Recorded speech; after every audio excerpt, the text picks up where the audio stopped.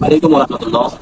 সম্মানিত দেশবাসী, আপনারা সকলেই অবগত আছেন কিছুদিন আগে আরেকটা তার উপর আলিসানিয়া মাদ্রাসার বিষয় নিয়ে, অর্থাৎ আমাকে নিয়ে একটা অপপ্রচার অনলাইনে চলতেছে। বিষয়টা হচ্ছে অনাকাঙ্ক্ষিতভাবে আমার এক ছাত্র, ও মাদ্রাসাকে ফোন চালানো সম্পূর্ণ নিষেধ। এই ফোনটাও ওর থেকে একবার নেওয়া হয়েছে, আবার নেওয়া হয়েছে।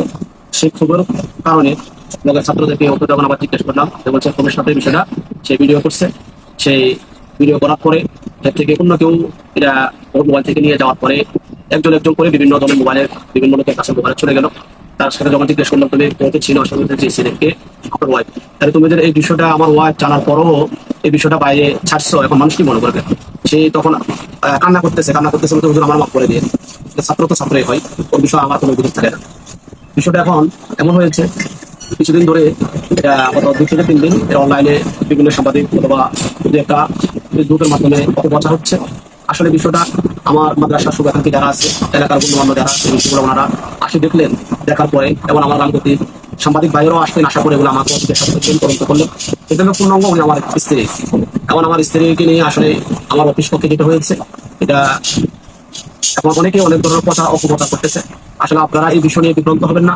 আলেকজান্ডার দারুল কুরআন ইসলামিয়া মাদ্রাসা পড়ালেখার বিষয় ঐতিহ্য আছে। এই বছরও প্রায় 12 জন ছাত্র হাফেজ হয়েছে।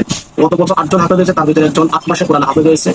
আপনারা এই মাদ্রাসাকে ধ্বংস করার জন্য কিছু কিছু প্রলোভন লেগে গেছে যে সাদাত সাহকে এবং দারুল কোরআনকে কিভাবে ছোট করা যায়। এই বিষয়ে আমার যেরকম বন্ধু মহল বেড়েছে, এরকম শত্রু কিছু বেড়েছে। এটা বিভিন্ন কারণ বশত হতে পারে, কারণটা আমি এখন উল্লেখ করছি না, কিন্তু কারণ বসাতে ওরা এই সুবিধাটা পেয়েছে যে কি করণীয়, এখন একটা সুযোগ পেয়ে এরা এখন এই বিষয়টা নিয়ে অপপ্রচার করতেছে। আপনারা যারা দেশবাসী ইসলাম প্রেমিক মানুষের কাছে আমার আপনার এই বিষয়টা সম্পূর্ণ তথ্য, আপনারা বিভ্রান্ত হবেন না। দারুল কোরআন মাদ্রাসা, আপনাদের এই মাদ্রাসা, আপনারা সবসময় এই দারুল কোরআন মাদ্রাসার পাশে থাকবেন। এগুলি আমি আমার কথা শেষ করলাম। আসসালামু আলাইকুম।